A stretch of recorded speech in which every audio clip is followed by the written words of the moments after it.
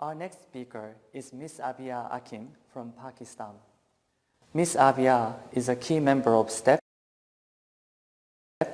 and one of the founding leaders of the Global Forum on the Leadership of Women and Girls. Ms. Abia has been a significant young leader in a series of our activities, connecting various global and regional individuals and networks working on women leaders of persons with disabilities. I'm really honored to be part of this panel discussion, and I'm really thankful to UN Women, UN DESA, University of Tokyo, UNITAR, and all the key stakeholders who have contributed this forum today. Especially Akiko Ito-san, under her leadership, how the Takashi-san and Monju Kapir-san is contributing continuously to support the leadership of women and girls with disability. When we celebrate on the global level on the rights of persons with disability, we also see some of the good examples and the challenges faced by persons with disabilities during the COVID response. It was a learning phase for us, but at the same time, we identified the gaps, like where we can make some good interventions so everybody can truly participate in the inclusive development in the post-COVID response.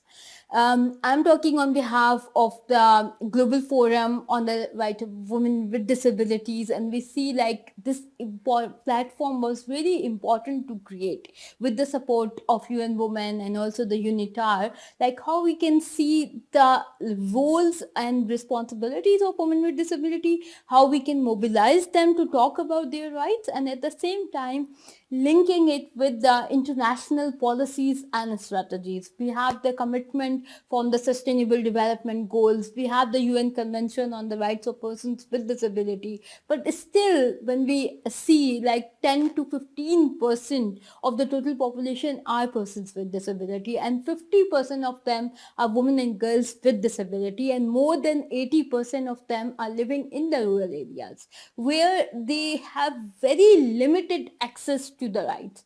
And during the COVID situation, they were facing stigma, harassment, gender-based violence, and even they were not able to talk about it in front of the service providers, in front of the state representative.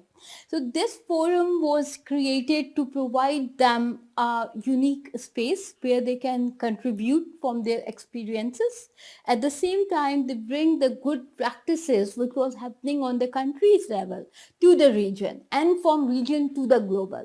But now it's very important and time to do a research, a proper formal research in which we can engage University of Tokyo, UCL, and some other universities together to identify those contributions of women with disability, what they have done in the African region, in the South Asian region, and in all the regions they talking and doing all the good work, so we can document it, the role of women with disabilities, not only in the disability movement, but at the same time the gender movement, what kind of change they are making. And in that research, we will be able to identify the gaps, we will be identify the strategies, and also linking it with the international movement.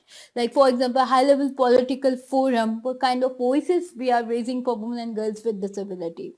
In all the platforms, we are giving that space to women and girls with disabilities to take the decision, to have their voices there. We are going to hear from some of the women with disabilities from the region, what kind of contributions they are doing, but at the same time, we are really hopeful for the next 1 decade, we can see that visible change with the evidence base, with the meaningful participation of women with disability, and we can see like we are really looking forward to work together in this sector. Thank you.